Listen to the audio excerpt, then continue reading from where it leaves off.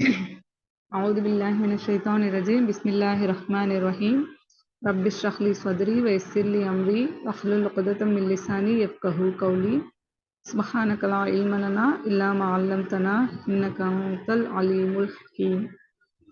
எப்படி இருக்கீங்க எல்லாரும்? அல்ஹம்துலில்லாஹ் உஸ்தாத். நீங்க எப்படி இருக்கீங்க? அல்ஹம்துலில்லாஹ். எல்லாம் ரமலானை எதிர்நோக்கி இருக்கீங்களா? இன்ஷா அல்லாஹ். ஆமா உஸ்தாத். இன்ஷா அல்லாஹ்.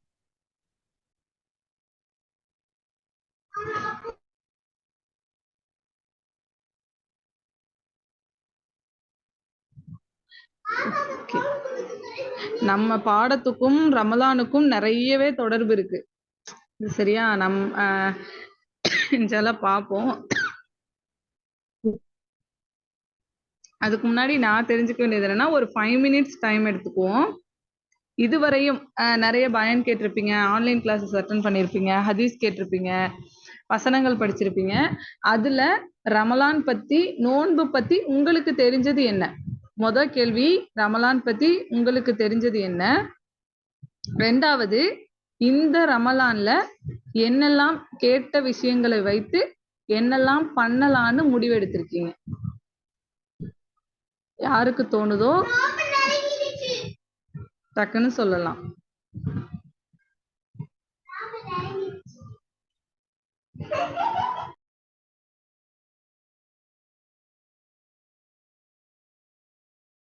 யார் சொல்றீங்க? அஸ்ஸலாமு அலைக்கும் வரஹ்மத்துல்லாஹி வபரகாத்துஹு சிஸ்டர். வலைக்கும் ஸலாம் வரஹ்மத்துல்லாஹி வபரகாத்துஹு. நோன்பு அப்படிங்கிறது வந்து அல்லாஹ்வால கூலி, அவனே வந்து கூலி கொடுப்பான். நோன்பு அப்படிங்கிறது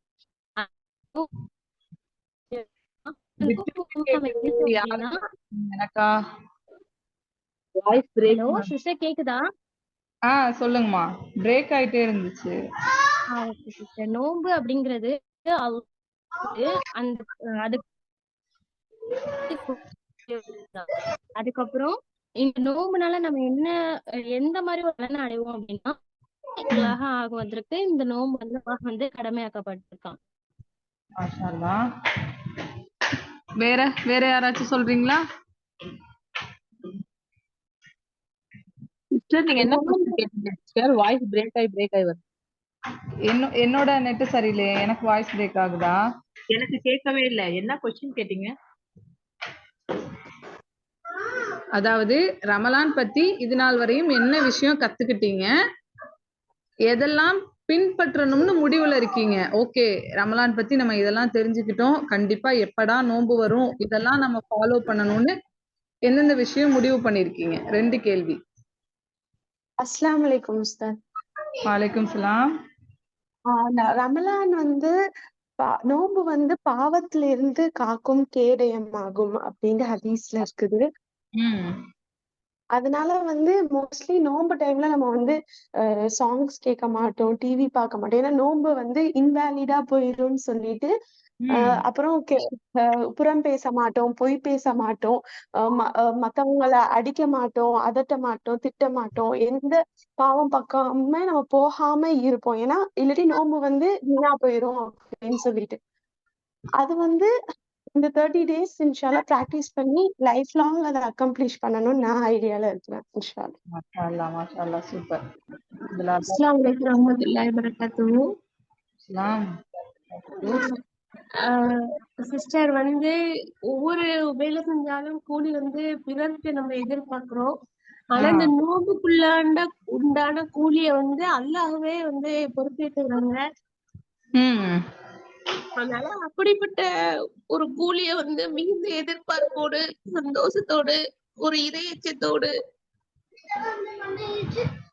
பாவ மன்னிப்போடு, இக்லாசோடு அத வந்து நோம்ப வந்து நான் எதிர்பார்க்கிறேன். மாஷாஅல்லாஹ். இருக்கிறேன். அல்லாஹ் தஆலா அந்த நோம்ப நல்லபடியா முடிக்கிறதுக்கு, நல்லபடியா அமல் செய்யறதுக்கு அல்லாஹ் கிருபை செய்யும். இன்ஷாஅல்லாஹ். இன்ஷாஅல்லாஹ். வேற யாராச்சும்? நோன்பு பிடிக்கிறனால வந்து நம்மளோட மன இச்சைகளை வந்து நம்மளால தூய்மைப்படுத்திக் கொள்ள முடியும். அதே மாதிரி நம்மளோட அந்த நம்ம கிட்ட என்ன ஒரு சின்ன கெட்ட விஷயம் இருந்தாலுமே அந்த அந்த நோம்புல வந்து நம்மளுக்கு வந்து அதை வந்து திருத்திக் கொள்ள அது வந்து நோன்பு வந்து ஒரு வாய்ப்பா இருக்கு.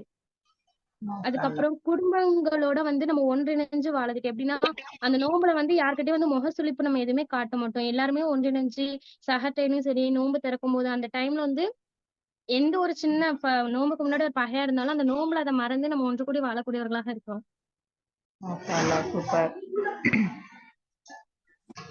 இன்ஷா அல்லாஹ் இந்த வருஷம் நோம்புல இன்னும் நான் வந்து என்னுடைய ரப்போட ரொம்ப கனெக்ட் ஆகணும்னு நினைக்கிறேன் சிஸ்டர். இந்த நோன்பு மூலியமா இன்னும் அதிகமான தக்குவாவை அடைஞ்சு அல்லாஹ்வுடைய இறை அச்சத்தை முழுமையா பெற்று நான் என் ரப்புன்னு ரொம்ப ஒரு ஈமானோட ஒரு என்னோட ஈமான வந்து புதுப்பிச்சு இன்னும் சொர்க்கத்துக்கு போற வழியையும் அல்லாஹ்வுடைய அன்பு பெறக்கூடிய வழியையும் நான் பெறணும் இந்த ரமலான்லன்னு நான் ஒரு நினைச்சிருக்கேன். இன்ஷா அல்லாஹ். மாஷா அல்லாஹ், அல்லாஹ் உதவி செய்யணும். வேற யாராவது பேசணுமா? புரியலமா? நான் வந்து நோம்ப பத்தி அப்படின்னா ஒரு நாள் நோன்பு யார் வைக்கிறாங்களோ அல்லாஹ்வோட பாதையில அவர்களுடைய முகத்தை வந்து அல்லாஹ் 70 ஆண்டுகள் நரகத்துல இருந்து தூரம் வைக்கிறான்னு சொல்லிட்டு ஒரு ஹதீஸ் இருக்குங்களா. அது ஒண்ணு. அதே மாதிரி வந்து யார் ரமலான் மாதத்துல வந்து ஈமானோட இறை நம்பிக்கையோட வந்து அல்லாஹ் வந்து நம்மளுக்கு கூலி தருவான் அப்படிங்கிற ஒரு நியத்தோட நம்ம நோம்பு வைக்கிறோமோ அவங்களுடைய முன்சென்ற பாவங்கள் மன்னிக்கப்பட்டு விடும் அப்படின்னு சொல்லிட்டு இருக்கு. இது நோன்பு பத்தி நம்மளுக்கு கிடைக்கிற ஒரு பெனிஃபிட், நோம்புனால நம்மளுக்கு கிடைக்கிற ஒரு பெனிஃபிட் இது. அது மட்டும் இல்லாமல் வந்து இந்த ரமலான் மாதத்துல வந்து குரான் இறக்கப்பட்டதுனால நம்ம குரானுக்கு வந்து அதிக முக்கியத்துவம் எப்பயுமே கொடுப்போம், அதிகமா ஓதணும் அப்படின்னு சொல்லிட்டு நம்ம நினைப்போம். ஆனா எப்பயுமே ஒரு 2 குரான் ஓதுவோம், 3 குரான் ஓதுவோம், 4 குரான் ஓதுவோம், அந்த மாதிரிதான் நம்ம வந்து நியத்தை வச்சு மேக்சிமம் எல்லாருமே ஓதுவாங்க. ஆனா இன்ஷா அல்லாஹ் இந்த தாட்டி வந்து நான் வந்து என்ன நினைச்சேன் அப்படின்னா வித் டிரான்ஸ்லேஷனோட வந்து ஒரு குரான் கம்ப்ளீட் பண்ணணும். அந்த நம்மளுக்கு அந்த பீரியட் டைம்ல வந்து டிரான்ஸ்லேஷனுக்காக நம்ம ஒதுக்கிக்கணும், திக்ரு துவா அதிகமா பண்ணணும். அந்த டைம்ல வந்து இந்த 7 டேஸ்க்குள்ள நான் வந்து டிரான்ஸ்லேஷனை முடிச்சணும் அப்படிங்கிற ஒரு நியத்தை நான் வச்சிருக்கேன்.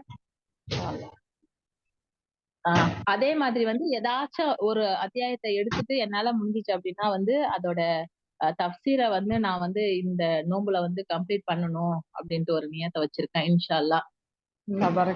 இன்ஷா அல்லாஹ். சூப்பர். வேற யாராவது இருக்கீங்களா? வேற யாராவது ஏதாவது ஐடியால இருக்கீங்களா? நல்ல ஒரு விஷயம். பப்ளிக்கா சொல்றேன்னா ஒருத்தவங்களோட இது இன்னொருத்தவங்களுக்கு ஓகே இதை நம்மளும் செய்யலாம். அஸ்ஸலாமு அலைக்கும் வரஹ்மத்துல்லாஹி வபரகாத்துஹு சிஸ்டர். நான் இத்தனை வருஷம் நோன்பு பிடிக்கும் போது அல்லாஹ்வோட கிருபையில எவ்வளவு நம்மளால அமல்கள் செய்ய முடிஞ்சு செஞ்சோம். இருந்தாலும் இன்னும் அதிகப்படுத்தணும் ஒவ்வொரு வருஷமும் அப்படிங்கிற ஒரு தாட் மைண்ட்ல இருந்துகிட்டு இருந்துச்சு. ஆனா இந்த வருஷம் இப்ப எனக்கு கொஞ்சம் உடம்பு சரியில்லாம போனதுனால நம்மளுடைய இந்த ரமலானை நம்ம முழுமையா அடைவோமா அப்படிங்கிற ஒரு மைண்ட் செட்ல இருந்து அல்லாஹ்வுடைய கிருபையில அல்ஹம்துலில்லாஹ் இப்ப கொஞ்சம் பரவாயில்ல. அதனால இந்த நொடியை கூட நம்ம வீணாக்க கூடாது. இந்த ரமலானை நம்ம எந்த அளவுக்கு அல்லாஹ்வுடைய நெருக்கத்தை நம்ம அடைய முடியுமோ அந்த அளவுக்கு. ஏன்னா அடுத்த வருஷம் நம்மளுடைய ஹால் எப்படின்றது தெரியல. அதனால இன்ஷா அல்லாஹ் எந்த அளவுக்கு நம்மளால அமல்களை அதிகப்படுத்த முடியுமோ அந்த அளவுக்கு அதிகப்படுத்தி அல்லாஹ்வுடைய நெருக்கத்தை அடையணும் அப்படிங்கிற இதை வந்து நான் இப்ப அத முழுமையா உணர்ந்தேன். அதே போல நேத்து இமாம் அவங்க கிளாஸ் எடுக்கும்போது 5 மாசம் அவங்க நோன்புக்காக தான் செய்த அமலை வந்து ஏத்துக்கணுங்கிறதுக்காக அது எனக்கு முதல் முறையா கேட்டதா இருந்தது. சோ இன்ஷா அல்லாஹ் இனி நோன்புக்கு அப்புறம் நம்மளுடைய அமல்களுக்காக ஏற்றுக்கொள்ளணுங்கிறதுக்கு துவாவை எல்லா நாளும் கேட்கணும். நோன்பு மாசத்துல மட்டும்தான் கேட்டுக்கிட்டு இருந்தோம். இன்ஷா அல்லாஹ் எல்லா நாளும் அந்த அடுத்த ரமலான் வரைக்கும் நம்மளுடைய இந்த ரமலானுடைய அமல்கள் ஏற்றுக்கொள்ளப்படணும் அப்படிங்கிற துவாவை கேட்கணுங்கிற நியத்தை நான் வச்சேன். இன்ஷா அல்லாஹ். இன்ஷா அல்லாஹ், அல்லாஹ் உதவி செய்யணும். அல்ஹம்துலில்லாஹ். ரமலான் பத்தி நோன்பு பத்தி நிறையவே விஷயம் தெரிஞ்சிருக்கீங்க. அதுவும் இல்லாம ஃபாலோ பண்றதுக்கும் அல்ஹம்துலில்லாஹ் நிறைய முடிவு எடுத்திருக்கீங்க. ஸோ ஃபர்ஸ்ட் விஷயம் நம்ம டாபிக்கோட எப்படி ரிலேட் ஆகும் அப்படின்னா மேக்சிமம் நம்மளுடைய பிஹேவியரை சீர்திருத்துறது தான் ஒரு உண்மை. எப்படி சொல்றது, இஸ்லாமிக் சைக்காலஜினே பார்த்தோம். ஸோ நம்ம பிஹேவியரை சீர்திருத்தணும்னா முதல்ல நம்மளுடைய நஃப்ஸை சீர்திருத்தணும், அதாவது நம்மளுடைய உள்ளத்தை சரி செய்யணும் அப்படின்னு சொல்லிட்டு நம்ம இது நாள் வரையும் பார்த்துட்டே இருந்தோம். ஸோ அதுக்கு ஒரு அல்லாஹ் வந்து நிறைய ஒரு விஷயம் சொல்லிட்டானா நம்மளை வந்து சொன்னபடி விட மாட்டான். அதுக்கு நிறைய பயிற்சிகள் கொடுப்பான். எக்ஸாம்பிளுக்கு தொழுகை எல்லாம் என்ன சொல்றான், நீங்க தொழுகிறீங்க, தொழுகைங்கிறது ஒரு இபாதத் தாண்டி அது ஒரு பயிற்சி. எதுக்கான பயிற்சி? அல்லாஹ் சொல்றான், தொழுகையோட ரிசல்ட் என்ன அப்படின்னா, தொழுகை மானக்கேடான விஷயத்திலிருந்து நம்மை தடுக்கிறது அப்படின்னு அல்லாஹ் சொல்றான். அப்போ மானக்கேடான விஷயத்தில் தடுக்குதுன்னா நம்மள வந்து கெட்ட பிஹேவியர்ல இருந்து நம்மளை தடுக்குது. அப்ப நம்மளோட பிஹேவியரை தவறான வழியில் போக விடாம நல்ல பிஹேவியரை நமக்குள்ள கொண்டுட்டு வர்றதுக்கான ஒரு பயிற்சி தான் தொழுகை. அதே மாதிரி அல்லாஹ் நோன்பை பத்தி சொல்லும் போது என்ன சொல்றான்? யா ஐயுஹல்லதீன ஆமனு குத்திபா அலைக்கும் ஸ்வியாமு கமா குத்திபா அலல்லதீன மின் கபலிக்கும் லஅல்லக்கும் தத்தகூன். நான் வந்து நோன்பு உங்களுக்கு முன்னாடி இருந்தவங்களுக்கு கடமையாக்கி இருப்பதை போன்று நான் உங்களுக்கும் கடமையாக்கியிருக்கேன். எதுக்காகனா அல்லக்கும் தத்தகூன், நீங்க வந்து தக்வா உடையவர்களா ஆகணும். தக்வா எங்க இருக்குதுன்னாங்க நபி ஸல்லல்லாஹு அலைஹி வஸல்லம், இதயத்தில் இருக்குதுன்னாங்க. அப்போ உங்களுடைய இதயத்திற்கு உங்க இதயம் சீரடையணும் அப்படின்னா அதுக்கான பயிற்சியில ஒண்ணு நோன்பு. ஸோ பெரிய ரோல் வந்து நோன்புக்கு இருக்கு. ஏன்னா நம்ம ஒரு மனுஷனை இப்ப நான் சொல்ற எல்லா விஷயத்தையும் நல்லா நோட் பண்ணி வச்சுக்கோங்க, மைண்ட்ல யோசிங்க, கொஞ்சம் கனெக்ட் பண்ணி பாருங்க.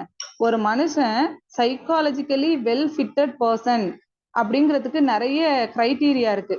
இப்படி இருந்தா இவன் சைக்காலஜிக்கலி நல்லா இருக்கான், சைக்காலஜிக்கலி ஸ்ட்ராங்கா இருக்கான், மென்டலி ஸ்ட்ராங்கா இருக்கான், ரொம்ப ஸ்ட்ராங்கான பர்சன் அப்படின்னு நம்ம சில பண்புகளை வச்சு சொல்லுவோம். அதுல ஒரு முக்கியமான பண்பு தான் என்னன்னா செல்ஃப் கண்ட்ரோல். ஒருவன் தன்னைத்தானே கட்டுப்படுத்தி கொள்வது. இந்த பண்பு ஒரு மனுஷனுக்கு இருக்கிறதுங்கிறது வந்து அவனை ஒரு மென்டலி ரொம்ப ஸ்ட்ராங்கான பர்சன் அர்த்தம், அந்த செல்ஃப் கண்ட்ரோல் இருக்கிறது அப்படின்றது. அப்படிப்பட்ட அந்த செல்ஃப் கண்ட்ரோல் அப்படின்ற விஷயத்த வளர்க்கறதுல மிக முக்கிய பங்கு எதுக்கு இருக்குதுன்னா நோன்புக்கு இருக்குது. நல்லா யோசிச்சு பாருங்க, ஒரு மனுஷனால கண்ட்ரோலே பண்ண முடியாத 2 விஷயம். ஒண்ணு பசி, தாகம். ஒரு விஷயம் பிசியாலஜிக்கலி பார்த்தோம்னா பசி, ஸோ உணவு தேவை, அவனுடைய வயிற்று தேவையை வந்து அவனால கண்ட்ரோலே பண்ணிக்கவே முடியாது. தோணிடுச்சுன்னா அவனுக்கு சாப்பிட்டே ஆகணுன்ற ஒரு விஷயம். ஸோ இது வந்து நிறைய ஸ்காலர்ஸும் ஏத்துக்கிட்டு இருக்காங்க, நிறைய இமாம்களும் ஏத்துட்டு இருக்காங்க. ஸோ 2 விஷயம் மனுஷனை தவறிழைக்க தூண்டும். ஒண்ணு அவனுடைய பசி. அதனாலதான் பசிக்காக திருடலாம்னே இருக்கு. மீன்ஸ் அந்த நீங்க வந்து இஸ்லாத்த ஹதீஸ் படிச்சீங்கன்னா தெரியும், இஸ்லாத்திலேயே சிறந்த செயல் வந்து ஒரு மனிதனுடைய பசியை ஆற்றுறது, பசியை வந்து குறைக்கிறது, சாப்பாடு கொடுக்கறது. ஏன்னா பசி ஒரு மனுஷனை எந்த தவறுக்கு வேணா கொண்டு செல்லும். வறுமை ஒரு மனுஷனை எவ்வளவு பெரிய தவறு வேணா செய்ய வைக்கும். அதனாலதான் இஸ்லாத்தோட சிறந்த செயல்ல இந்த விஷயத்த ரசூலுல்லாஹ் கொண்டுட்டு வராங்க. அப்போ ஒண்ணு பசி, தாகம். இன்னொன்னு சைடு பார்த்தோம்னா லஸ்ட். அன்னைக்கே பார்த்தோம், மீன்ஸ் லஸ்ட். புரியுது தானே என்ன சொல்றேன்னு? சோ இந்த 2 தேவையும் ஒரு மனுஷனால கண்ட்ரோல் பண்றது வந்து ரொம்ப கஷ்டம். ஆனா அல்லாஹ் இத நமக்கு உணர்த்துறான், மிக முக்கிய தேவை. உன்னால கண்ட்ரோலே பண்ண நோன்பை தவிர்த்து மத்த நாட்களை நம்மளால பசியோட இருன்னு சொன்னா இருக்கவே முடியாது. அப்போ மற்ற நாட்கள்ல நீ இருக்கவே முடியாதுன்ற விஷயத்த நீ பாரு நோன்புல இருக்க. அதனாலதான் அல்லாஹ் நோன்புக்கு அவ்வளவு தரஜா வச்சிருக்கான். கூலியை நானே கொடுக்கறேன்னு சொல்றான்னா நமக்கே தெரியல நம்மளோட வேல்யூ என்னன்னு. அப்ப நோன்பு நேரத்துல அந்த 2 முக்கியமான விஷயங்கள் என்னது? நோன்பு நேரத்துல மனைவியோட உறவு கொள்ளக்கூடாது, சாப்பிடக்கூடாது, தண்ணீர் குடிக்க கூடாது. சோ இந்த மூணு கண்ட்ரோல் வந்து நமக்கு இருக்கு. இப்ப இந்த 3 விஷயத்தையும் நம்மளால செல்ஃப் கண்ட்ரோல் பண்ண முடியும் அப்படின்னா மற்ற விஷயங்கள் நம்மளால கண்ட்ரோல் பண்ண ஆற்றல எல்லாம் நமக்கு கொடுத்துருக்காங்கிறத நமக்கே ப்ரூஃப் பண்றோம். ஆமா தானே? இப்ப பாருங்க, இப்போ ஒரு 4 செவத்துக்குள்ள யாருமே இல்ல, 4 செவத்துக்குள்ள இருந்து ஒரு மெடக்கு தண்ணீர் நம்ம உள்ளுக்குள்ள போனா அவ்வளவு ராகத்தா இருக்கும் நமக்கு. ஆனா யாருமே பார்க்க மாட்டாங்க, நம்ம அம்மா பார்க்க மாட்டாங்க, பாப்பா யாருமே நம்மள சுத்தி இருக்க மாட்டாங்க. ஆனா நம்ம தன்னந்தனியா இருக்கும் போதும் அந்த ஒரு மடக்கு தண்ணீர் நம்ம வாய்க்குள்ள போயிருதோ என்னமோண்டு அவ்வளவு கான்சியஸா நம்ம ஒழு செய்யும் போது கூட அவ்வளவு கான்சியஸா செய்வோம். எங்க தண்ணி நம்மளோட தொண்டையை தாண்டி போயிடுமோ. அப்போ தக்குவா, இறை எச்சம்னு சொல்றாங்க, நம்மளே கவனிக்கிறது, செல்ஃப் கான்சியஸா இருக்கிறது தான் தக்குவா. காட் கான்சியஸ், அல்லாஹ் பாக்குறான்னு நாமளே கான்சியஸா வச்சுக்கிறது. எங்க தண்ணி உள்ள போயிருமோ, எங்க சாப்பாடு உள்ள போயிருமோ, எதையாவது எடுத்து சாப்பிட்டுருவோமோ அப்படின்னு எந்த நேரமும் கான்சியஸோட இருந்து செல்ஃப் கண்ட்ரோல் அப்படின்ற ஒரு விஷயத்தை, ஒரு பிடிச்ச சாப்பாடை பார்க்கும்போது மனசு நஃப்ஸா இருக்கும், ஆனா அப்ப கூட எடுத்து சாப்பிடாம இருக்கோம் பாத்தீங்களா? அந்த செல்ஃப் கண்ட்ரோல் அப்படின்ற ஒரு விஷயத்த அல்லாஹ் நமக்கு ட்ரெயின் பண்றான். சோ நோன்புடைய நோக்கம் அப்படின்னு சொல்லி வரும்போது நபி ஸல்லல்லாஹு அலைஹி வஸல்லம் என்ன சொல்றாங்க, யார் கெட்ட பேச்சையும் யார் தீய பேச்சையும் கெட்ட வார்த்தைகளையும் யார் வந்து கைவிடலையோ அவங்க பசிச்சிருந்தும் தாகிச்சிருந்தும் அல்லாஹ்க்கு எந்த தேவையும் கிடையாது. அப்ப இந்த பசி தாகத்துக்கான நோக்கம் என்ன? Self control. நீங்க இன்னொரு ஹதீஸ்ல வருது, உங்களுக்கு கோபம் யாராவது ஏற்படுத்தினா நீங்க வந்து கெட்ட பேச்சுகளை நீங்க நிறுத்திடுங்க. அனாவசியமான ஆர்கியூமெண்ட், ரொம்ப முக்கியமான விஷயம், ஆர்கியூமெண்ட்ல ஈடுபடாதீங்க. யார்கிட்டயும் வீணான ஆர்கியூமெண்ட்ல ஈடுபடாதீங்க. இப்படி ரசூலா சொல்றாங்க. ஏதாவது ஒரு வாக்குவாதம் வந்துச்சுன்னா அந்த ஆர்கியூமெண்ட்டை நிறுத்திடுங்க. உங்களை கோபம் ஊட்டினால், உங்களுக்கு கோபம் அதிகமாக வரும்போது யாராவது உங்களை கோபம் ஊட்டுற மாதிரி ஆர்கியூமெண்ட் பண்ணும்போது நான் நோன்பாளின்னு சொல்லிட்டு ஒதுங்கிருங்க.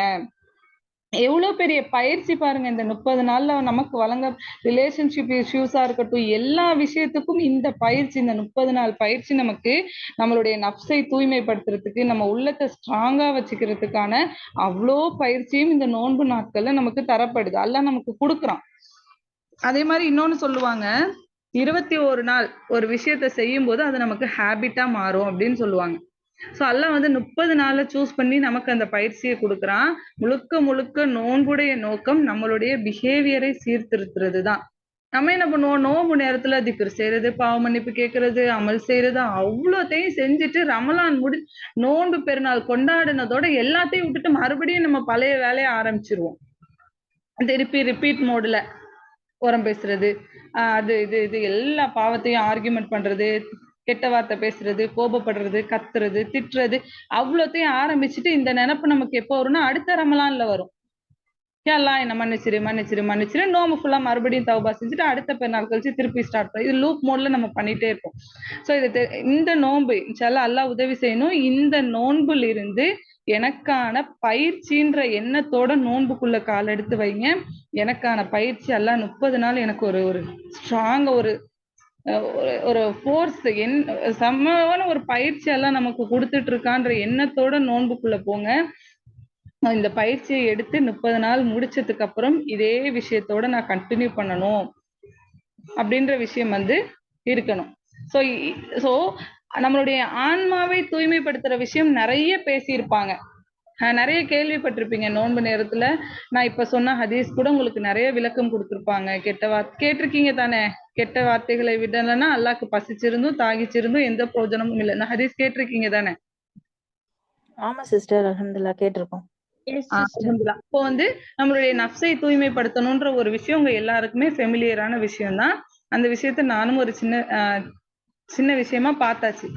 இன்னொரு பகுதி இருக்கு, இதுதான் ரொம்ப முக்கியமான பகுதி. இந்த ரமலான்ல நம்ம எல்லாருமே, நானுமே தான், நம்ம எல்லாருமே சேர்ந்து பின்பற்ற வேண்டிய ஒரு பகுதி இருக்கு. அதை இன்ஷா அல்லாஹ் பார்ப்போம். கொஞ்சம் டீப்பா போற மாதிரி இருக்கும். எந்த இடத்துல புரியலையோ அந்த இடத்துல நிறுத்தி என்கிட்ட கேளுங்க, சரியா? இன்ஷா அல்லாஹ். ஒரு நிமிஷம்.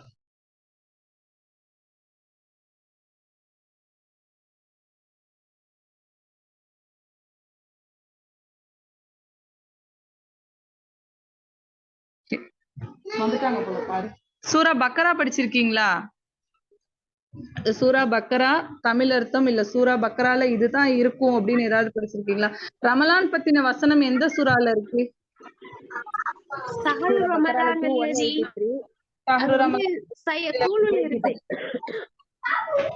சூரா என்ன அத்தியாயத்துல இருக்கு? அல் பக்கரால தூளுல 183 185 வெர்சஸ் ரெண்டுத்துலயும் வந்து நோப பத்தி சொல்லிருப்பான்ல.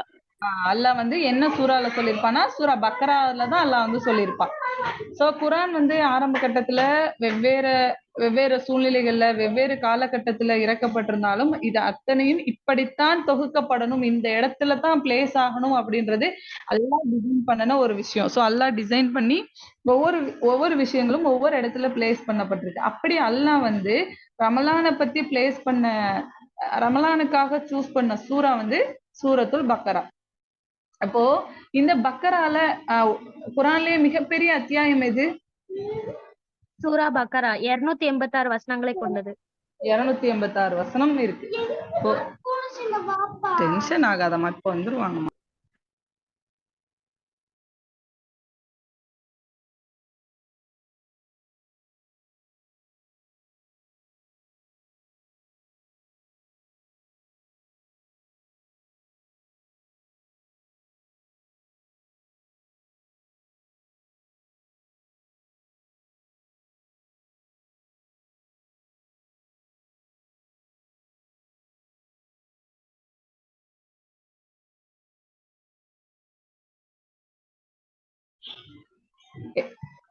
சோ இந்த சூரா பக்ரால என்ன இருக்குன்ற விஷயம் தெரியுமா? பார்ட் பார்ட்டா என்னென்ன விஷயம் எல்லாம் இருக்கும் அப்படின்னு ஏதாவது படிச்சிருக்கீங்களா? அல்லாஹ் அதுல வந்து நயவஞ்சகர்களை பத்தி சொல்லியிருப்பான், ஆஹ் ஏற்றமுடையவர்களை பத்தி சொல்லியிருப்பான். சூப்பர். அப்புறம் வந்து மலக்குமார்களிட வந்து நான் வந்து மனிதனை படைக்க போறேன் அப்படின்னு சொல்லிட்டு அல்லாஹ் சொல்லுவான். ஆமா. அதுக்கப்புறம் வந்து சைத்தான், அந்த மனித சைத்தான் பத்தி சொல்லுவான்.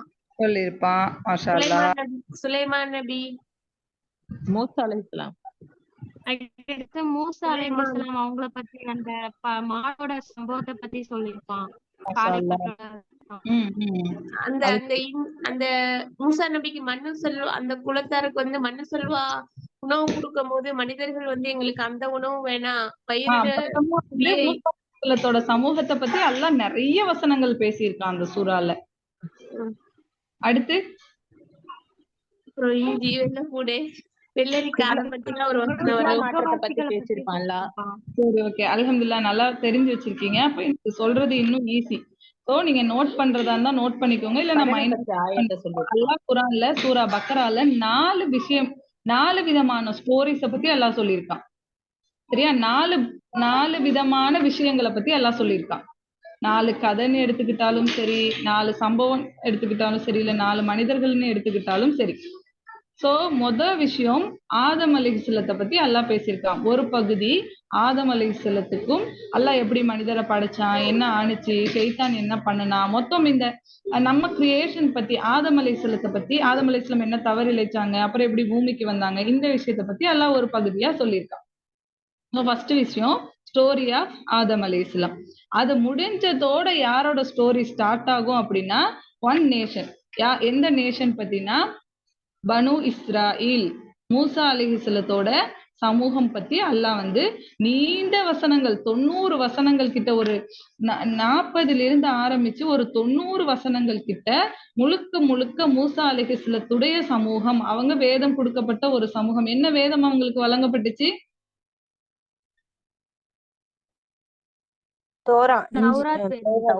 தௌராத் வேதம் வழங்கப்பட்டு.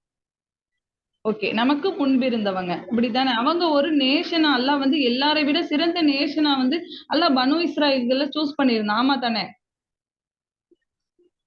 சரி, இது சொல்லிட்டு நம்ம அடுத்து பார்ப்போம். ஃபர்ஸ்ட் ஆதம் அலைஹிஸ்ஸலாத்தோட ஸ்டோரி, ரெண்டாவது மூசா அலைஹிஸ்ஸலாத்தோட ஸ்டோரி.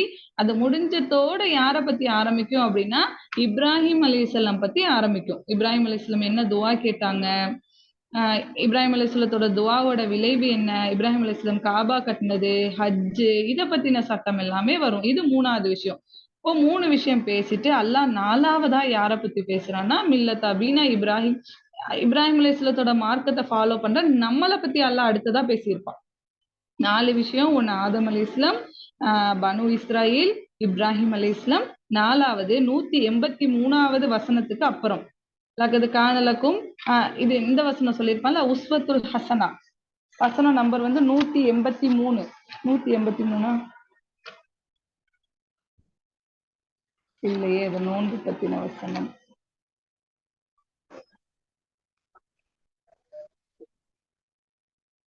- 143வது வசனம். குர்ஆன் கையில வச்சிருக்கீங்களா? 143வது வசனம்.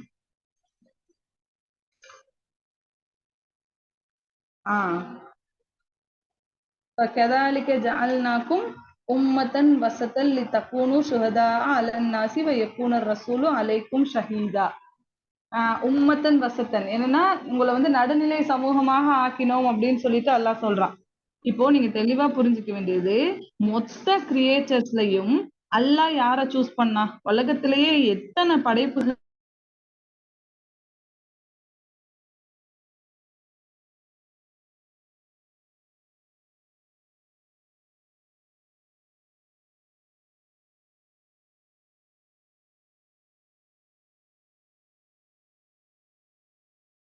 வாப்பா வராங்க. சரி சொல்லுங்க, மொத்த படைப்புலையும் ஒரு படைப்பு அல்லாஹ் கண்ணியத்திற்காக சூஸ் பண்ணான். யார் அது? முஹம்மது நபி ஸல்லல்லாஹு அலைஹி வஸல்லம். இல்ல, மொத்த படைப்புனா all creatures. Animal, plants, earth, sun, இது எல்லாத்துலயுமே ஒரு படைப்பை அல்லாஹ் வந்து சூஸ் பண்ணான்.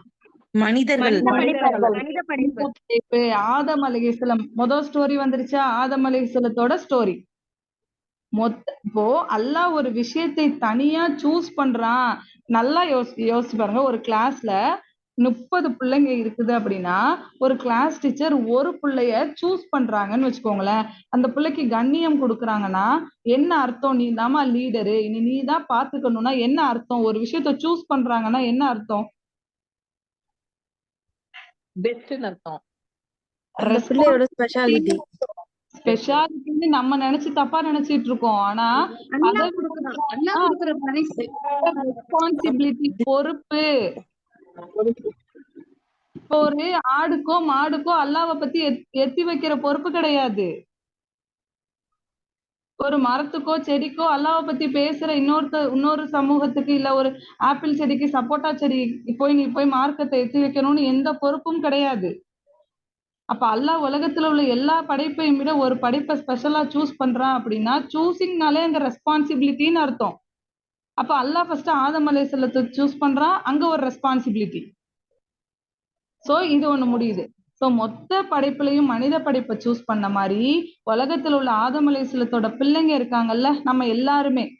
சோ அந்த மொத்த ஆதமோட சில்ட்ரன்ஸ்ல அல்லாஹ் ஒரு சமூகத்தை சூஸ் பண்ணனா, ஒரு நேஷனை சூஸ் பண்ணா அப்படின்னா அது எந்த நேஷன்னா பனு இஸ்ராயீல்கள். மூசா அலைஹிஸ்ஸலத்தோட சமூகத்தை அல்லாஹ் சூஸ் பண்ணனா, மார்க்கத்தை பிற சமூகங்களுக்கு எடுத்து சொல்ற பொறுப்பை கொடுத்து அல்லாஹ் வந்து தௌராத்தையும் கொடுத்து அல்லாஹ் வந்து மூசா அலைஹிஸ்ஸலத்தோட சமூகத்தை வந்து சூஸ் பண்ணான். அது ஒரு நேஷன். புரியுதா? நேஷன்னா எப்படி சொல்றேன்னு புரியுதா? நம்ம நாடு மாதிரியே எடுத்துக்கோங்களேன். அந்த மாதிரி இஸ்லாத்தை பிற இடங்களுக்கு எடுத்து உலகம் ஃபுல்லா எடுத்து கொண்டு போய் சேர்க்கறதுக்கு அல்லாஹ் சூஸ் பண்ணின ஒரு நேஷன் வந்து பனு இஸ்ராயீல்கள். அவங்க அவங்களோட பொறுப்பை செஞ்சாங்களா? நீங்க சொன்னீங்க தெரியுமா ஸ்பெஷாலிட்டின்னு. அவங்களுக்கு கொடுக்கப்பட்ட அந்த கண்ணியத்தை லீடர்ஷிப் அவங்க என்னன்னு எடுத்துக்கலன்னா ரெஸ்பான்சிபிலிட்டின்னு எடுத்துக்கல. நீங்க சொன்ன அதே வார்த்தை ஸ்பெஷாலிட்டின்னு எடுத்துக்கிட்டாங்க. உலகத்துல உள்ள எல்லாரையும் விட அல்லாஹ் எங்களை ஸ்பெஷலா சூஸ் பண்ணிட்டா. அதனாலதான் அவங்களால முஹம்மது நபி ஸல்லல்லாஹு அலைஹி வஸல்லத்தை ஏத்துக்க முடியல. ஏன்னா எங்களுக்குள்ள ஸ்பெஷாலிட்டி அவங்களுக்கு போயிடுச்சு அப்படின்ற எண்ணம். அப்ப லீடர்ஷிப்ன்றது ஸ்பெஷாலிட்டியை தாண்டி ரெஸ்பான்சிபிலிட்டி. சோ அதை அந்த சமூகம் டோட்டலி விட்டுட்டு டோட்டலி அவங்க ஹிப்போக்ரைட்ஸா, நீங்க வந்து சூரா பக்கரா படிச்சு பாருங்க, என்னென்ன அட்டூழியம் பண்ணிருக்காங்கன்னு அல்லாஹ் வந்து மென்ஷன் பண்ணிருப்பான். குரான்ல அதிகமா அல்லாஹ் வந்து மூசா அலைஹிஸ்ஸலத்தோட சமூகத்தை பத்தி நமக்கு படிப்பினையா பேசியிருக்கான். ஏன்னா அந்த சமூகத்திடமிருந்து பொறுப்பு கைமாறி நமக்கு வந்திருக்கு. புரியுதா என்ன சொல்றேன்னு? அல்ஹம்துலில்லாஹ் புரியுது சிஸ்டர். சோ அந்த சமூகத்துக்கு அல்லாஹ் அவ்வளோ பெரிய பொறுப்பை கொடுத்து அவ்வளவு கண்ணியத்தை கொடுத்து அவன் கேட்கறதெல்லாம் நீங்க சொன்னீங்கல்ல வெள்ளரிக்காய், அது என்ன எல்லாமே அல்லாஹ் கொடுத்து ஒரு சிறந்த நேஷனை வந்து அல்லாஹ் சூஸ் பண்ணியும் அவங்க அதை யூஸ் பண்ணிக்கல. எனக்கு அல்லாஹ் ஸ்பெஷாலிட்டி கொடுத்துருக்கான்னு சொல்லி அவங்க கல்பை நாசமாக்கி அவங்க கல்புல பெருமையை கொண்டு போய் சேர்த்து டோட்டலி அவங்க வந்து தடமாறி போயிட்டாங்க. அந்த சமூகம் எப்படி தடமாறி போனுச்சுன்றத நமக்கு அல்லாஹ் உதாரணமா எடுத்து சொல்றான். ஏன்னா அவங்களுக்கு அடுத்து அல்லாஹ் யாரை சூஸ் பண்ணிருக்கான் அப்படின்னா நம்மள. சோ இப்போ வந்து ஆதம் அலைஹிஸ்ஸலாம் என்ன பண்ணாங்க? ஒரு தப்பு பண்ணுனாங்க, ஒரு மிஸ்டேக் பண்ணாங்க. அந்த மிஸ்டேக்ல இருந்து ஒரு ஃபெயில் ஆனாங்க. அந்த மிஸ்டேக்ல இருந்து தன்னை திருத்திக்கிட்டாங்க. இது நமக்கு ஒரு எக்ஸாம்பிள். 2வது சமூகம் யாரு? பனு இஸ்ராயல்கள். இவங்க என்ன பண்ணாங்க? தப்பு பண்ணாங்க, ஆனா திருந்தவே இல்லை. டோட்டலி ஃபெயிலான ஒரு சமூகம். இதுக்கு அடுத்து யாருன்னா இப்ராஹிம் அலைஹிஸ்ஸலாம். ஒவ்வொரு ஆளையும் அல்லாஹ் சோதிச்சான். எப்படின்னா ஆதம் அலைஹிஸ்ஸலத்தை அல்லாஹ் சோதிச்சான், ஃபெயில் ஆனாங்க, ஆனா பாவ மன்னிப்பு கேட்டு திருப்பி பாஸ் ஆகுறாங்க. அடுத்து பனு இஸ்ராயல்களை அல்லாஹ் சோதிச்சான். காளைக்கன்றை வந்து தெய்வமா எடுத்துக்கிட்டாங்கல்ல. ஒரு 40 நாள் மூசா அலைஹிஸ்ஸலாம் விட்டுட்டு போனதுதான் அல்லாஹ் இங்க டெஸ்ட் பண்ண ஆரம்பிச்சான். டெஸ்ட்ல தோத்து போயிட்டாங்க. டெஸ்ட்ல தோத்தாங்க, ஆனா திருப்பி அதுல இருந்து மீள்றதுக்கான வழி தேடவே இல்லை. அவங்க டோட்டலி ஃபெயில் ஆன ஒரு சமூகம். அதுக்கப்புறம் யாருன்னா இப்ராஹிம் அலைஹிஸ்ஸலத்தை. அல்லாஹ் இப்ராஹிம் அலைஹிஸ்ஸலத்தை டெஸ்ட் பண்ணா இப்ராஹிம் அலைஹிஸ்ஸலாம் பாஸா ஃபெயிலா? டெஸ்ட்ல பாஸ். ஆல் தி எக்ஸாம்ஸ் டோட்டலா எந்த எக்ஸாம்லயும் அவங்க ஃபெயில் ஆல, அல்லாஹ் அவங்கள டெஸ்ட் பண்ணா அவங்க பாஸ். 3 விதமான எக்ஸாம்பிள்ஸ் நம்மளுக்கு அல்லாஹ் காட்டுறான். 4வதா நம்ம புது உம்மத் 183வது வசனத்திலிருந்து 143வது வசனத்திலிருந்து உம்மத்தன் வசத்தன்னா நடுநிலையான சமூகம். 286 வசனம் சொன்னீங்களா குரான்ல? 286ஓட பாதி என்னது? 143. 143வது வசனத்துலதான் அல்லாஹ் உம்மத்தன் வசத்தன் நடுநிலையான சமூகம்ங்கிற வசனத்தையும் கொண்டு போய் அல்லாஹ் வைக்கிறான். 143வது வசனம் தான் நீங்க சொன்ன இப்போ கதாலிக்க ஜஅல்நாக்கும் உம்மத்தன் வசத்தன், இந்த தூதர் சாட்சியாளராக இருப்பதற்காகவும் உங்களை நடுநிலையான சமுதாயமாக ஆக்கினோம் அப்படின்னு சொல்லி அல்லாஹ் அந்த வசனத்தை அது சுப்ஹானல்லாஹ் ஒவ்வொரு இடத்தையும் எல்லாம் சூஸ் பண்ணி வச்சிருப்பான். சோ இந்த இடம் வந்து அல்லாஹ் வந்து இந்த விஷயத்த சொல்றான். இப்போ மூசா அலைஹிஸ்ஸலாம் சமூகத்துக்கு அடுத்து அல்லாஹ் ஒரு உம்மத்தை சூஸ் பண்ணி அதுக்கு ஒரு பேரும் வச்சிருக்கான். இப்போ வந்து ஒரு நாடுனா அந்த நாட்டுக்கு ஒரு பேர் இருக்கணும்ல, ஒரு தன்மை இருக்கணும்ல. சோ அல்லாஹ் வந்து புது நேஷன், புது உம்மத்தா, முன்னாடி வந்து உம்மத்துன் முஸ்லிமா யாரா இருந்தாங்கன்னா பனு இஸ்ராயல்கள் இருந்தாங்க. ஆனா அவங்க வச்ச டெஸ்ட்ல வந்து ஃபெயில் ஆயிட்டாங்க. இப்ப அல்லாஹ் புதுசா சூஸ் பண்ணிருக்க நேஷன் யாரு? மார்க்கத்தை எல்லா இடத்துக்கும் எத்தி சொல்ல அல்லாஹ்வை எடுத்துரைச்சுக்கிட்டே இருக்க யார அல்லாஹ் சூஸ் பண்ணிருக்கான்? ரசூலுல்லாஹி ஸல்லல்லாஹு அலைஹி வஸல்லம். ரசூலுல்லாஹி ஸல்லல்லாஹு அலைஹி வஸல்லம். அவங்களுடைய சமூகத்தை அல்லாஹ் சூஸ் பண்ணிட்டான். யூதர்கள் கிட்ட இருந்த விஷயம் கைமாறி யார்கிட்ட வந்திருக்கு இப்போ?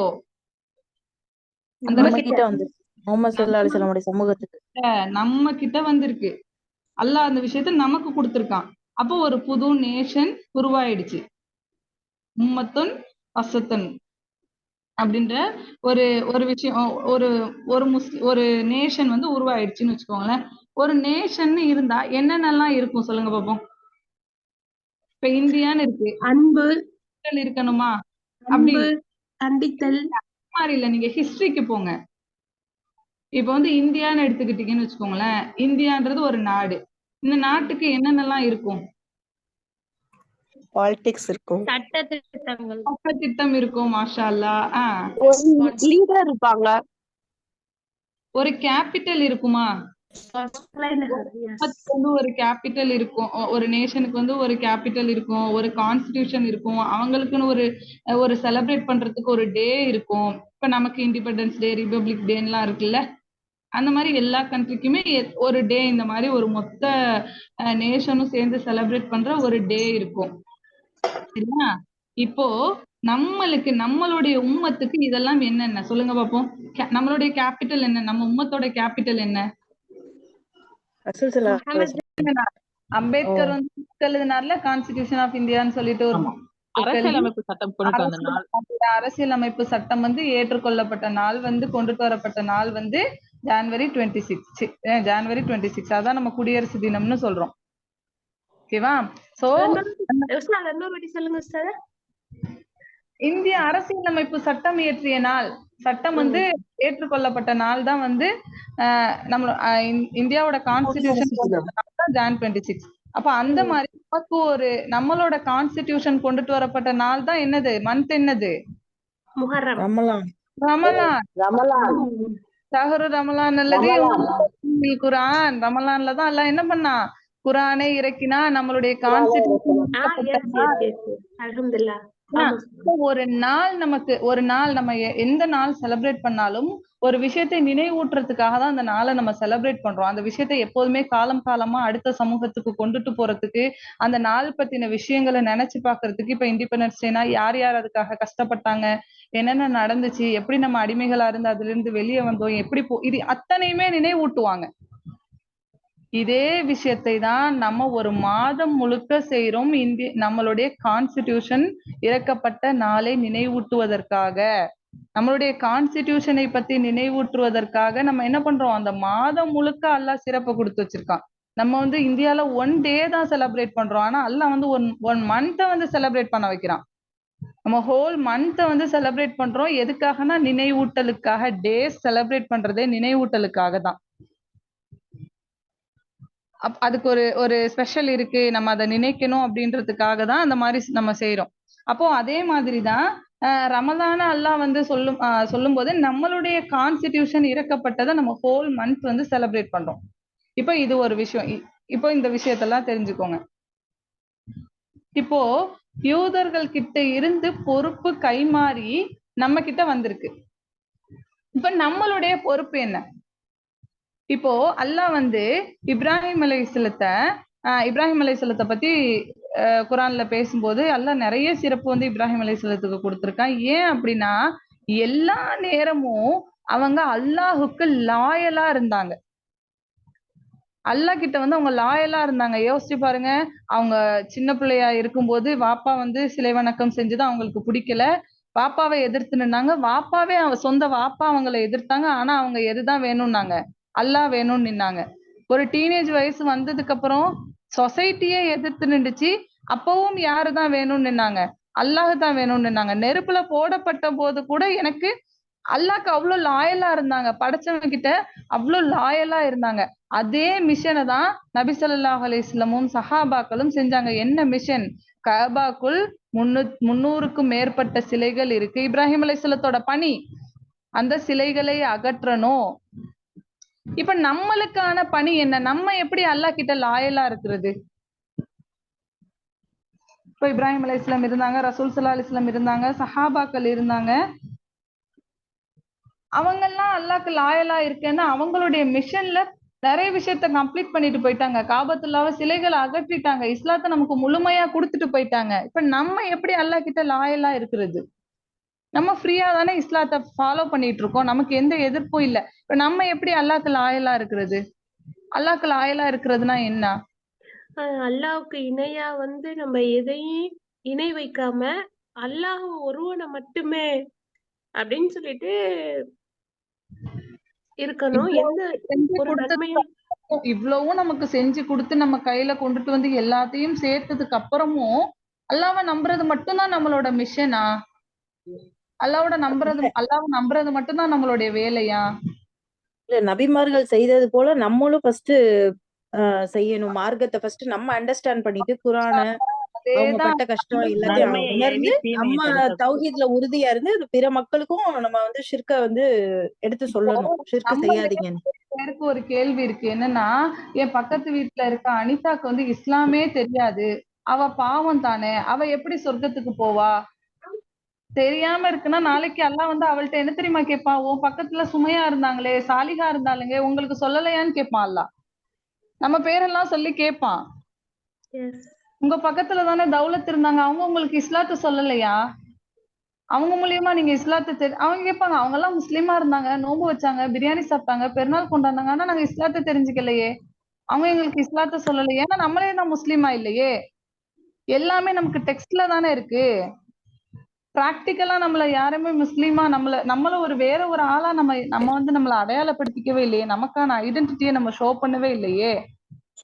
ஒரு முஸ்லீம் வந்து இப்படித்தான் இருப்பான், அவன் யாருக்கும் அநீதம் இழைக்க மாட்டான், வியாபாரத்துல துரோகம் செய்ய மாட்டான் அப்படின்னு குரான்ல தான் இருக்கு. இங்க வந்து முஸ்லீமை பார்த்தா நம்மளே என்ன இப்ப நம்ம நிலைமைனா, நீங்க வந்து இஸ்லாத்தை தெரிஞ்சுக்கணும்னா தயவு செஞ்சு முஸ்லிம்ஸ பார்க்காதீங்க. இஸ்லாம் வந்து அது வேற, அது குரான்ல இருக்கு, அது இது வந்து நல்லாவா இருக்கு? இதுக்காக தான் அல்லாஹ் நம்மள சூஸ் பண்ணானா? அப்ப இந்த வசனம் நீங்க அந்த 143வது வசனம் பாத்தீங்கன்னு வச்சுக்கோங்களேன். விட்னஸ், நீங்க ஒரு சமூகமா இருக்கீங்க, நீங்க தான் இஸ்லாத்துக்கு சாட்சியாளர்களா இருக்கணும். நீங்க சாட்சியாளர்களா இருக்கிறதுக்கு விட்னஸ்னா என்னன்னா, ஒரு விஷயத்தை ஏத்துக்கிட்டு அதை மத்தவங்களுக்கு பிரதிபலிக்கிறது. நான் சாட்சியா இருக்கணும். இஸ்லாம்னா எப்படிங்கிறதுக்கு நான் சாட்சியா இருக்கணும். நான் தான்ப்பா இஸ்லாம், நான் எப்படி வாழ்றேனோ அதுதான் இஸ்லாம். இஸ்லாத்துக்கு சாட்சியாகிறது. புரியுதா? லா இலாஹ இல்லல்லான்னு சொல்லி சாட்சி சொல்றது இல்ல, நானே அதுக்கு சாட்சியா இருக்கணும். அல்லாஹ் ஒருத்தன் தான், அவனுடைய கட்டளைகளை தான் ஃபாலோ பண்ணணும் அப்படிங்கிறதுக்கு நானே சாட்சியாக ஆகணும். சோ இதுதான் நமக்கு குரான் ப்ரீச் பண்ணுது. ஓகேவா? இது ஒரு தனி டாபிக். ஆனா ரமலானை பொறுத்தவரையும் நாம செய்ய வேண்டியது என்னன்னா, ரமலான்ல நாம எடுக்க வேண்டிய மிஷன் வந்து வேற என்ன அப்படின்னா, நாம அல்லாஹ்க்கு எப்படி லாயலா இருக்கிறது அப்படின்னு பார்த்தோம்னா, அல்லாஹுடைய புக்குக்கு லாயலா இருக்கிறது தான் அல்லாஹுக்கு நாம லாயலா இருக்கிறதுக்கு சமம். அல்லாஹ்வுடைய வார்த்தைகளுக்கு கட்டுப்பட்டு நடக்கிறது தான். ஏன்னா இப்ப நம்ம போய் எந்த சிலை வணக்கத்தையும் நம்ம அழிக்கல. காபால எந்த சிலையும் இல்ல. அதெல்லாம் முன் வாழ்ந்தவங்க முடிச்சுட்டு போயிட்டாங்க. இப்ப நம்மளுடைய வேலை, நம்ம அல்லாஹ்க்கு லாயலா இருக்கிறதுனா என்னன்னா, அல்லாஹ்வுடைய புக்குக்கு லாயலா இருக்குது. அல்லாஹ் சொன்ன கட்டளைகளுக்கு லாயலா இருக்கிறது.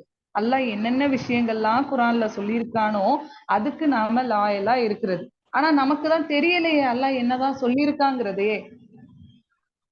இப்போ இதுக்கு வந்து ஒரு எக்ஸாம்பிள் சொன்னோம்னு வச்சுக்கோங்களேன்.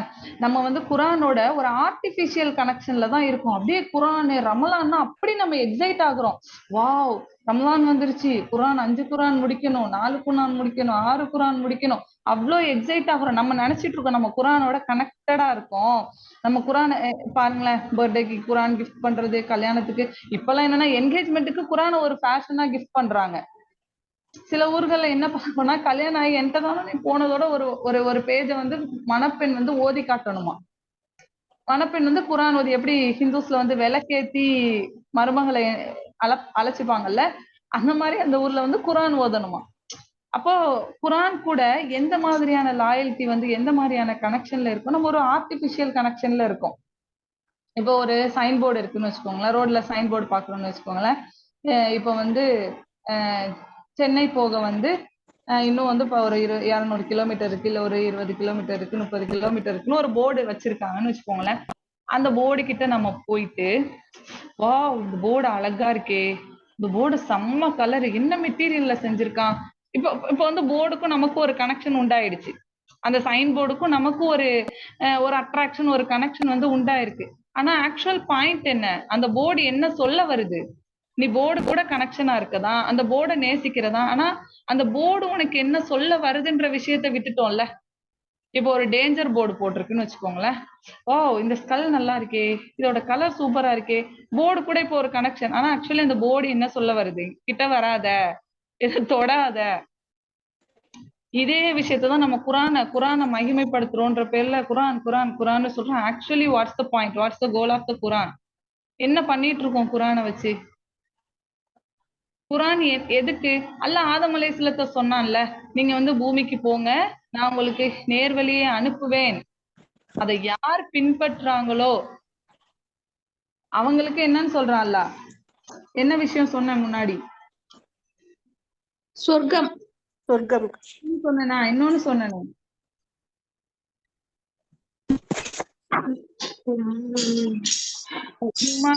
என்னக்கும் மின்னி ஹுதன் ஃபமன் தபியா ஹுதாய நேர்வழி நேர்வழி யஹ்ஸனூன். என்னிடமிருந்து உங்களுக்கு நேர்வழி வரும், அப்போது என்னுடைய நேர்வழியை யார் பின்பற்றுகிறார்களோ. விஷயம் புரியுதா, பத்தபியோ பின்பற்றுறது, வாங்கி வச்சுக்கிட்டு குர்ஆன் குர்ஆன் குர்ஆன்னு சும்மா வெறுமனே ஓதிக்கிட்டு இருக்கிறது இல்ல. யார் அதை பின்பற்றுகிறார்களோ அவர்களுக்கு யாதொரு பயமும் இல்லை, அவர்கள் துக்கப்படவும் மாட்டார்கள். அப்ப இந்த குர்ஆனுக்கு நம்ம லாயலா இருக்கிறதுனா என்ன, குர்ஆனுடைய வார்த்தைகளை பின்பற்றுறது. அல்லாஹ்வுக்கு லாயலா இருக்கிறதுனா இந்த குர்ஆனுடைய வார்த்தைகளை பின்பற்றி நாம நடக்கிறது. நான் சொன்னேன்ல ஒரு ஆர்டிபிஷியல் கனெக்ஷன் சொல்லிட்டு, நமக்கு முன் வாழ்ந்த சமூகம் அதை தான் செஞ்சுச்சு. அவங்க வழிகெட்டு போனதுக்கு அதுவும் ஒரு ரீசன். அவங்கள பத்தி அல்லாஹ் சொல்லும்போது ஏடுகளை சுமந்த கழுதைகள்னு அல்லாஹ் சொல்றான். வேதத்தை சுமந்த கழுதைகள் அவங்க. வேதம் ஃபுல்லா இருக்கும், ஆனா எதையுமே அவங்க அதுல என்ன இருக்கு, அதை ஃபாலோ பண்ணணும், எதுவுமே அவங்க செய்யல. ஒரு வசனத்துல அல்லாஹ் வந்து 78வது வசனத்துல பாருங்க, மின்ஹும் உம்மியூன லா யாலமூனல் கிதாப, அவங்களுக்கு அவங்களுடைய வேதத்துல என்ன இருக்குன்னே தெரியல. மின்ஹும் உம்மியூன, உம்மினா படிப்பறிவு இல்லாதவங்க. மின்ஹும் உம்மியூன லா யாலமூனல் கிதாப இல்லா அமானிய வைன்ஹும் இல்லா யதுன்னூன். கற்பனைகளை தவிர வேதத்தை அவர்கள் அறிய மாட்டார்கள். அவங்களுக்கு வேதத்துல என்ன இருக்குன்னே தெரியாது. இப்ப ஈக்குவலா ஆயத்து சொன்னீங்க நம்பர் 78. சிஸ்டர் 2ல 78 அல் பக்கரால 78. ஓகே ஓகே புரியுதா. அவங்கள அல்லாஹ் நமக்கு உதாரணமா எப்படி காட்டிட்டே வர்றான்னு, உங்களுக்கு முன்னாடி வாழ்ந்த சமூகம் இப்படி எல்லாம் வாழ்ந்தனாலதான் அழிஞ்சு போனாங்க, நீங்க அதை செய்யாதீங்கன்னு அல்லாஹ் நமக்கு எக்ஸாம்பிள் சொல்லிக்கிட்டே இருக்கான். அதுக்குதான் பனு இஸ்ராயல்களை பத்தி அதிகமான வசனங்கள் அல்லாஹ் நமக்கு சொல்றான். ஏன்னா அவங்கள மாதிரி இருந்துடாதீங்க, தேர் பேட் எக்ஸாம்பிள்ஸ். அவங்க பண்ணின அத்தனை விஷயத்தையும் எல்லாம் நமக்கு எடுத்து காட்டுறான். அதுல ஒரு விஷயம் தான் நமக்கான படிப்பினை. மின்ஹும் உம்மியூன லா யஅலமூனல் கிதாப.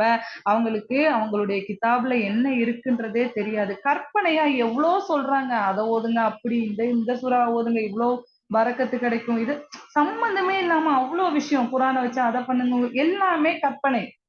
ஆனா கிதாப்ல என்ன இருக்குன்ற விஷயம் யாருக்குமே இன்னும் போகல. அப்போ அதே யூதர்கள் எப்படி இருந்தாங்களோ அதே மாதிரி நம்ம இருக்கமோன்ற ஒரு பயம். நம்மளும் அப்படிதான் இருக்கமோ, அவங்களும் கிதாப்ல என்ன இருக்குங்கிறத அறியல, அதே விஷயத்தான் நம்மளும் பண்ணிக்கிட்டு இருக்கோமோ, வெறும் கற்பனைகளை ஃபாலோ பண்ணிட்டு இருக்கோம், வெறும் ஆர்டிபிஷியல் கனெக்ஷன்ஸோட குரான்ல இருக்கோம் நம்ம. குரானோட பாயிண்ட் என்ன, குரான் நம்மளை எங்க போக சொல்லுது, குரான் என்ன பண்ண சொல்லுது, ஒரிஜினல் கனெக்ஷன் அப்படின்றது குரான் சொல்ற விஷயத்தை நாம ஃபாலோ பண்றதுல தானே இருக்கு. அப்போ நம்ம குரானை படிக்கும் போது பாருங்க எவ்வளவு விஷயம் அது நம்ம கிட்ட பேசும். அப்போ இதுக்கு முன்னாடி வாழ்ந்த நேஷன் எப்படி இருந்துச்சு, இப்ராஹிம் அலைஹிஸ்ஸலாம் பாஸ் ஆனாங்க, இந்த விஷயத்த சொல்லிட்டு அதுக்கப்புறம் ஃபுல்லா நமக்கான கான்ஸ்டிடியூஷன் சூரா பக்கரால ஒரு முஸ்லிம் சமூகம் எப்படி இருக்கணும். நீங்க நோம்போட வசனத்தை பத்தி பாருங்களேன், அதுல யூதர்களை சேர்த்துதான் எல்லாம் சொல்லியிருப்பான். உங்களுக்கு முன்பிருந்தோருக்கு நோன்பு கடமையாக்கப்பட்டது போன்று உங்களுக்கும் நோன்பு கடமையாக்கப்பட்டிருக்கு. ஆனா அவங்க தக்வாவை ஃபாலோ பண்ணல, நீங்க என்ன பண்ணணும், தக்வா உடையவங்களா இருக்கணும். அப்போ அல்லாஹ் வந்து எவ்வளவு கனெக்ஷன், குரான்ல எவ்வளவு விஷயம் இருக்குதுன்னு பாருங்க. இன்னும் நம்ம எதையுமே தெரிஞ்சுக்காம வெறுமனே ஒரு எழுத்துக்கு 10 நன்மைன்னு வெறும் பறக்கத்துக்கா நான் அன்னைக்கு முன்னாடியே சொன்ன விஷயம் தான். அதுக்காக மட்டும் ஒரு குரானை வந்து ஒரு ஹோலி திங்கா தூக்கி மூலையில வைக்கிறதுக்கு கிடையாது. யார் இதை பின்பற்றுகிறார்களோ அவர்கள் துக்கப்படவும் மாட்டார்கள், பயப்படவும் மாட்டார்கள்னு அல்லாஹ் சொல்றான். அப்ப குரானுடைய கோல் நம்ம ஃபாலோ பண்றது தான். அப்ப இந்த ரமலானை நம்ம முழுக்க முழுக்க எப்படி செலிப்ரேட் பண்ணணும், எப்படி அதை யூஸ் பண்ணணும் அப்படின்னா குரானை பின்பற்றுவதன் மூலம். இப்போ ஒரே ஒரு வசனம் பாருங்க, நான் ரீசெண்டா படிச்சது. இப்போ ஒரு ஆள் மேல எனக்கு வந்து ஒரு கோபம். நீங்க முன்னாடியே ஒரு ஆள் கேட்டீங்க, என்னால மன்னிக்க முடியல, எனக்கு துரோகம் பண்ணிட்டாங்க, மன்னிக்க முடியலன்னு. அந்த மாதிரி எனக்கும் ஒரு பர்சனை வந்து மன்னிக்க முடியலன்றதை விட ஒரு அறியாமை, அவங்க ஏன் அப்படி பேசுறாங்க, எனக்கு கோபமா வருது, எனக்கு அவங்க வேணாம் அப்படின்ற மாதிரி. அவங்கள நான் பழிலாம் வாங்கல, ஆனா அவங்க எனக்கு வேணாம், நான் அவங்கள ஒதுக்குறேன் அப்படின்ற மாதிரி ஒரு சிந்தனை. இதுல இருந்து நான் வெளியே வரணும்னு நினைக்கிறேன், ஆனா என்ன பண்றதுன்றது எனக்கு தெரியல. இதுக்கான கோர் என்ன, இதை எப்படி சரி பண்றதுன்னு எனக்கு தெரியல. அப்போதான் சூரா நூர் படிச்சுட்டு இருக்கும்போது ஒரு வசனம் வருது, அல்லாஹ் அவர்களை மன்னிக்க வேண்டும் என்று அவர்கள் விரும்ப மாட்டார்களா.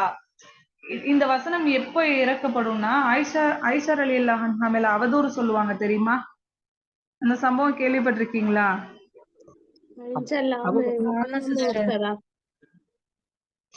ஆயிஷா ரலியல்லாஹு அன்ஹா மேல அவதூறு சொல்லப்படும். அப்ப வந்து இந்த உண்மை மிஸ்டேக் வந்து அவங்களுக்கு அவங்க ஆயிஷா ரலியல்லாஹு அப்பா வந்து அவங்க குடும்பத்துக்கு வந்து உதவி செஞ்சுட்டு இருக்கும் போதே நான் கொடுக்க மாட்டேன் அப்படின்னு சொல்லுவாங்கல்ல. அப்பதான் வந்து நீங்க அப்படிலாம் சொல்லக்கூடாது, அல்லாஹ் வந்து உங்களை மன்னிக்க மாட்டானா நீங்க ஒரு தப்பு செஞ்ச அப்படின்னு சொல்லிட்டு ஒரு வசனம் இறங்குனா 22வது வசனம். நெருங்கிய உறவினர், ஏழைகள், அல்லாஹ்வின் பாதையில் ஹிஜ்ரத் செய்தோர் ஆகியோருக்கு எதனையும் வழங்க மாட்டோம் என்று உங்களில் சிறப்பும் வசதியுடையவர்கள் சத்தியம் செய்ய வேண்டாம். அவர்கள் மன்னித்து பொருட்படுத்தாது விட்டுவிடட்டும். அல்லாஹ் உங்களுக்கு மன்னிப்பு வழங்குவதை நீங்கள் விரும்ப மாட்டீர்களா?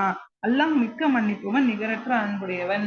இது அல்லாஹ் வந்து இது அபூபக்கர் அலி கிட்ட மட்டும் பேசல, நம்ம கிட்ட பேசுறான், என்கிட்ட கேக்குறான்.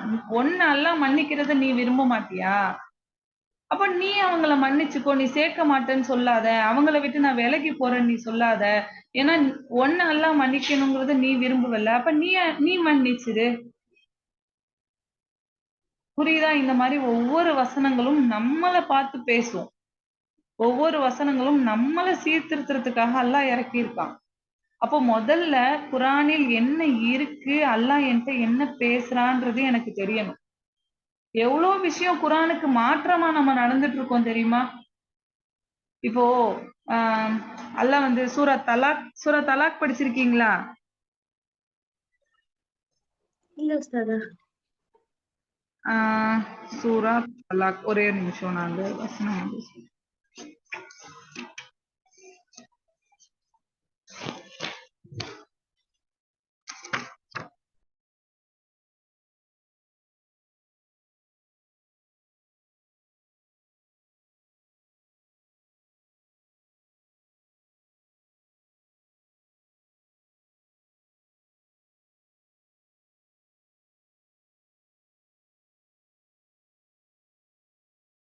சூரா தலாக்ல 65வது அத்தியாயத்துல ஃபர்ஸ்ட் வசனமே நம்ம எப்படி அல்லாஹ்வுடைய வார்த்தைகளுக்கு மாறா நடந்துட்டு இருக்கோன்ற விஷயம் நம்ம இது பொதுவா நம்மளோட சொசைட்டில நடக்கிற ஒரு விஷயம் பாருங்க.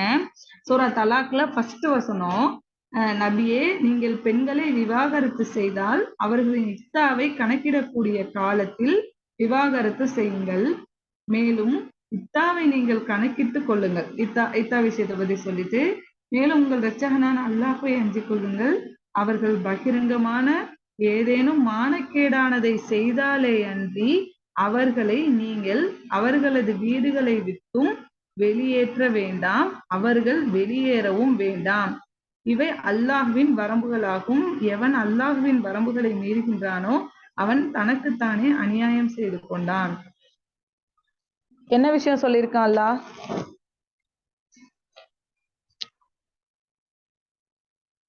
கொஞ்சம் சொல்லுங்க. என்ன சொல்லியிருக்கான் இந்த வசனத்துல அல்லாஹ்?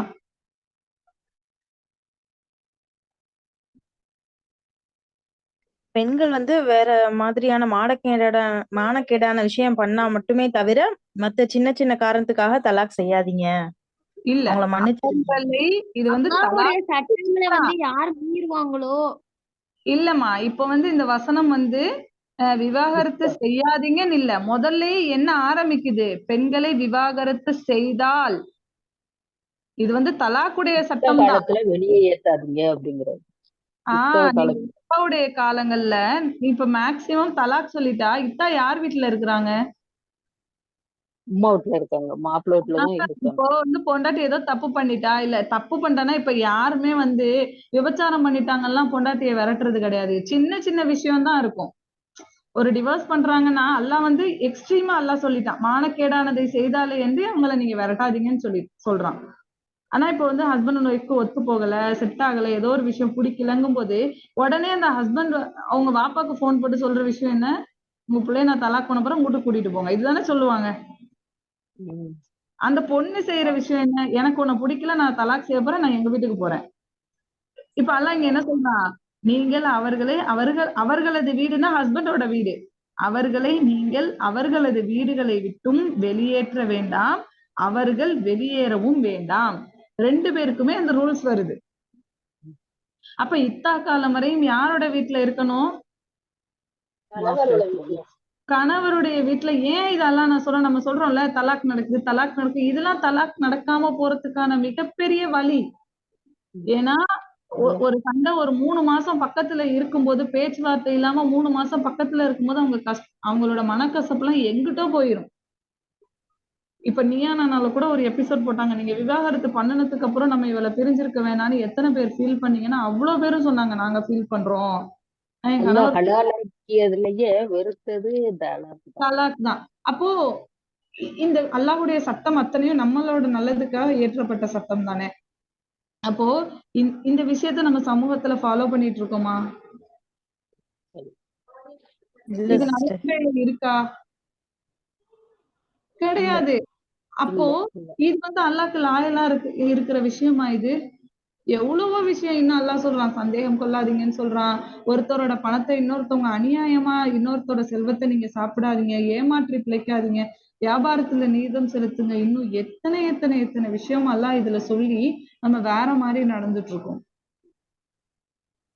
அப்போ விஷயம் நம்மளுடைய ஐடென்டிட்டியை நம்ம ஷோ பண்றது, நம்ம இஸ்லாத்துக்கு சாட்சியாளர்களா இருக்கணும்ன்ற விஷயத்த நான் இவ்வளவு நேரம் பேசினதுல கண்டென்ட்.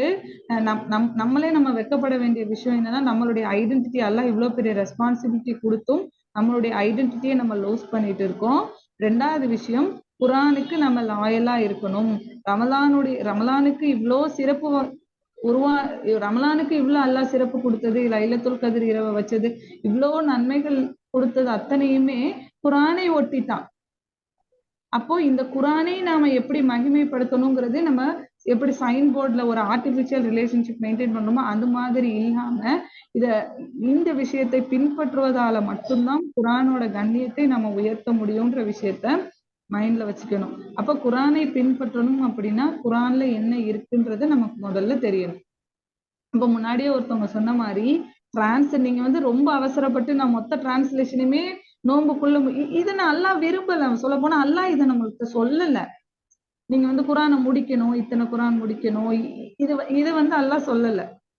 அப்போ நீங்க வெறும் சூரா பக்கராவை மட்டும் ஒரு மாசம் ஃபுல்லா படிச்சாலும் இதுல அவ்வளோ கண்டென்ட் இருக்கு நீங்க படிக்கிறதுக்கும் ஃபாலோ பண்றதுக்கும்.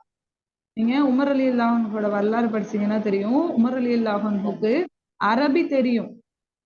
அவங்க அவங்க மக்கால இருந்தவங்க. அப்போ அப்படி இருந்தும் அவங்க சொல்றாங்க ஒரு ஸ்டேட்மெண்ட் என்னன்னா, நான் சூரா பக்கராவை மனனம் செய்ய 10 ஆண்டுகள் எடுத்துக்கொண்டேன்னு சொல்றாங்க. 10 வருஷம் சூரா பக்கராவை மனப்பாடம் பண்ணியிருக்காங்க. இப்போ மொத்த குரானையே ஒரு வருஷத்துல சின்ன பிள்ளைங்க கூட லேர்ன் பண்ணிருதா இல்லையா, மெமரைஸ் பண்ணிருதா இல்லையா? பாருங்க, இப்ப குரானை நம்ம எப்படி யூஸ் பண்ணிட்டு இருக்கோம் பாருங்க. மனப்பாடம் பண்ணதுக்கு, ஒரு செரிமோனி பட்டம் கொடுக்கறதுக்கு, ஒரு பெரிய ஃபங்க்ஷனு, குரானை மனப்பாடம் பண்ணா பான்னு பாக்குறது, இத்தனை குரான் முடிச்சிட்டியா, அத்தனை குரான் ஓதிட்டியா, உன் புள்ள குரான் முடிச்சிருச்சா. சோ இதை நம்ம எப்படி ஒரு ரிலேஷன்ஷிப்புக்குள்ள குரானை கொண்டுட்டு போயிட்டோம் பாருங்க.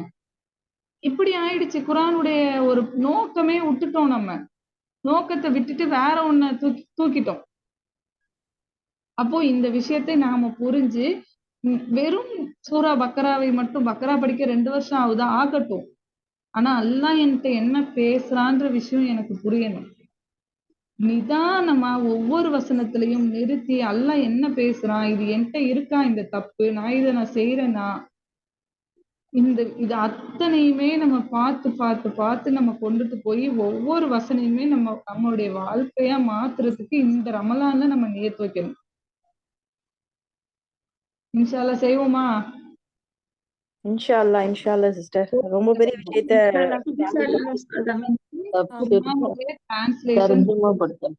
தர்ஜுமா படிக்கணும், தப்சீர் படிக்கணும் இல்லையா? புரிஞ்சுக்கணும் அல்லாஹ் என்கிட்ட என்ன பேசுறான், நான் என்ன பண்ணணும், நான் அல்லாஹ்க்கு எப்படி லாயலா. நமக்கு முன்வாழ்ந்த சமூகங்கள் எவ்வளவோ கஷ்டப்பட்டுட்டு போயிருக்காங்க. இப்ராஹிம் அலைஹிஸ்ஸலாம் ஒரு இஸ்லாத்தை ஏத்து அதை பின்பற்றதுக்கு எவ்வளவோ கஷ்டத்தை அனுபவிச்சுட்டு போயிருக்காங்க.